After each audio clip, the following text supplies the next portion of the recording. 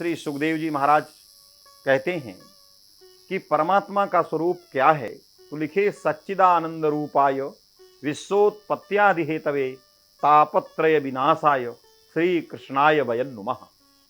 भगवान कहते हैं कि भगवान मेरा स्वरूप कैसा है। उन्होंने कहा मेरा तीन प्रकार से मेरे स्वरूप को जाना जा सकता है, क्योंकि ईश्वर के दो लक्षण होते हैं, एक होता है स्वरूप लक्षण और दूसरा होता है तटस्थ लक्षण। हम तटस्थ भाव से भी ईश्वर को जानते हैं और हम व्यक्ति को स्वरूपतः भी जानते हैं। व्यक्ति की पहचान दो तरह से होती है।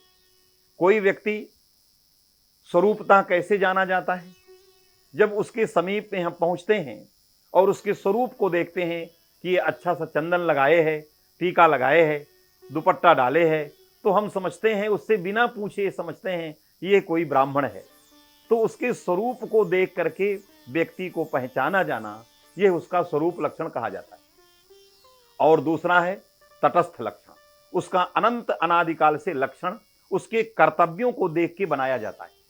जैसे कोई किसी ने कहा कि भाई ये पृथ्वी है, तो पृथ्वी का लक्षण क्या हो सकता है, पृथ्वी का क्या लक्षण बनाया जाए, तो पृथ्वी के गुणों को देख करके, आकाश के गुणों को देख करके, जल के गुणों को देखकर, वायु के गुणों को देख करके प्रत्येक द्रव्य के जैसे लक्षण बनाए जाते हैं।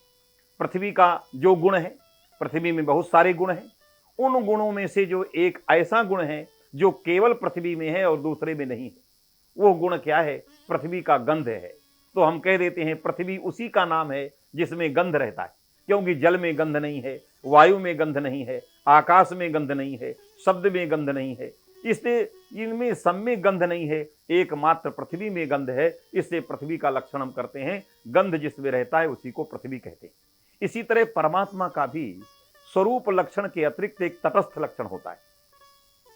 तटस्थ लक्षण में लक्ष्य होता है और लक्षण होता है। लक्ष्य में लक्षण का प्रवेश न होना और किसी दूसरे को हटा देना, इस प्रकार के गुणों को देख करके उसका लक्षण किया जाता है। ऐसा ही लक्षण किया गया जैसे जिससे जन्म, लय और स्थिति तीनों जिससे होती हैं उसको ब्रह्म कहते हैं, उसको अध्यात्म कहते हैं, उसको भगवान कहते हैं।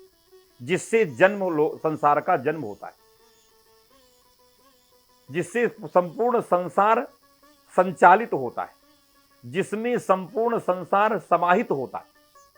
तो जिसमें संपूर्ण संसार समाहित हो जाए, जिससे संपूर्ण संसार संचालित हो, या जिससे संपूर्ण संसार जन्म लेता है, संसार की स्थिति चलती है, उसका नाम ईश्वर है। यह ईश्वर का तटस्थ लक्षण है। इसमें लक्षण क्या है और लक्ष्य क्या है। ब्रह्म एक लक्ष्य है और उसका लक्षण है जिससे जन्म, स्थिति और लय होते हैं।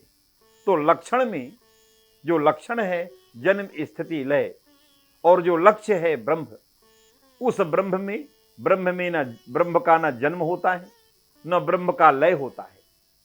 इसलिए ये जो लक्ष्य है और जो लक्षण है, तो लक्ष्य जिसमें प्रवेश नहीं करता लक्षण में, लेकिन उसका लक्षण हो जाता है। ब्रह्म जन्म, स्थित, लय से भिन्न है, लेकिन हां उस ब्रह्म से जन्म, स्थिति, लय होते हैं। इससे जन्माद्यस्य यतः, इस प्रकार का लक्षण वेदव्यास जी ने श्रीमद् भागवत में सर्वप्रथम किया। तो मंगलाचरण में ही लिखते हैं सच्चिदानंद रूपाय, ये उसका स्वरूप लक्षण है। भगवान का स्वरूप लक्षण क्या है? भगवान के स्वरूप लक्षण में आया सत चित आनंद। जो सत हो, चित हो और आनंद हो, ये तीनों प्रकार के स्वरूप, तीनों प्रकार के धर्म जिसमें दिखाई देते हों, उसका नाम भगवान है, उसी को ब्रह्म कहते हैं। पुराणों में कहा गया सच्चिदानंद रूपाय। हम किस प्रकार के परमात्मा को नमस्कार करते हैं, प्रणाम करते हैं? जिसका सतचित आनंद स्वरूप है। जीवात्मा का सत स्वरूप नहीं हो सकता।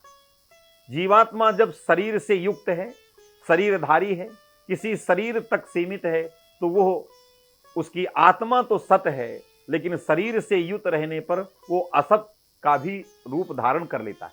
कभी कभी असत्य भाषण भी कर लेता है, मिथ्या भाषण कर लेता है।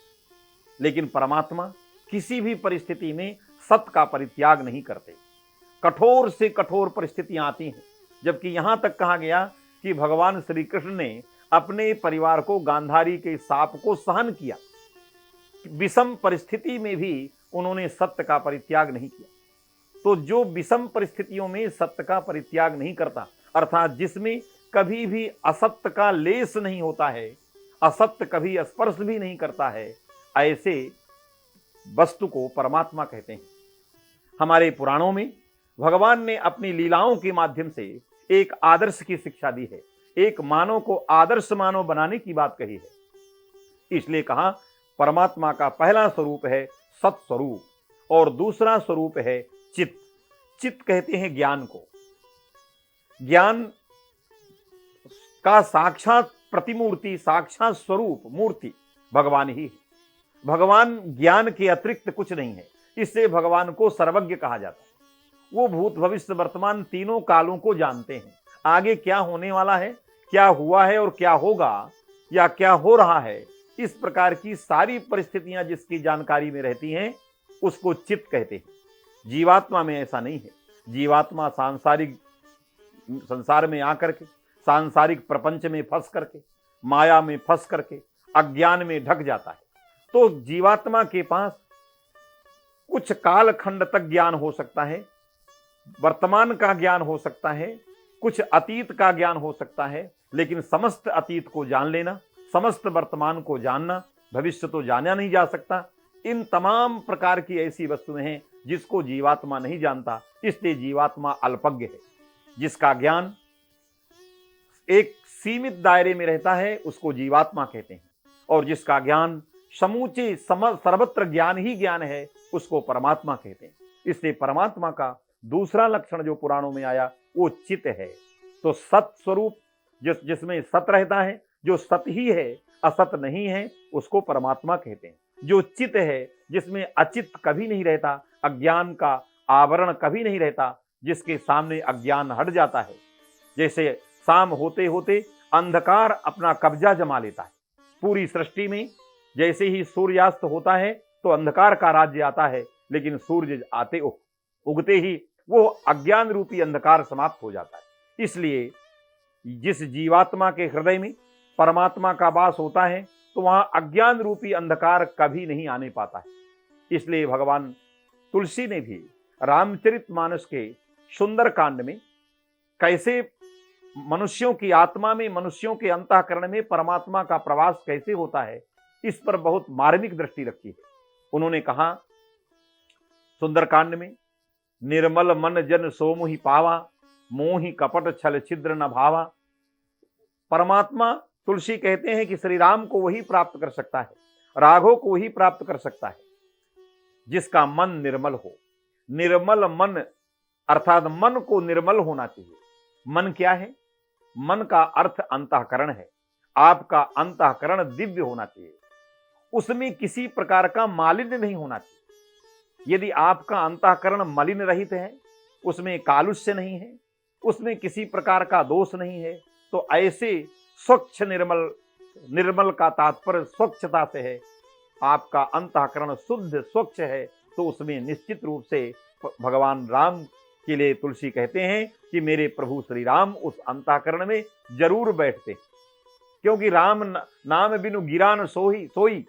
वो गिरा नहीं है, वो बाणी नहीं है जिसके बाणी में श्री राम का नाम न हो।